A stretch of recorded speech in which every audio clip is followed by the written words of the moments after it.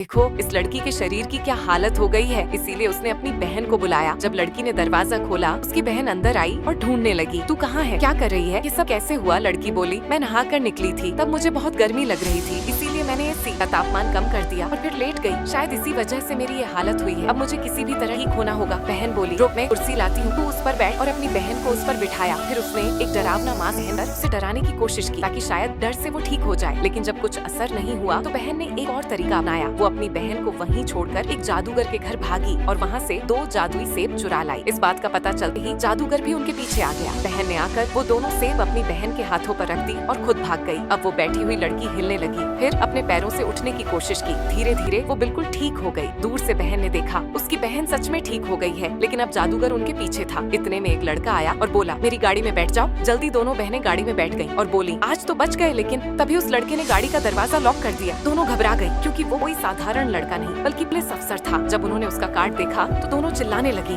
तभी उस पुलिस वाले ने उनके हाथों में और दोनों बहनों को पुलिस स्टेशन ले गया।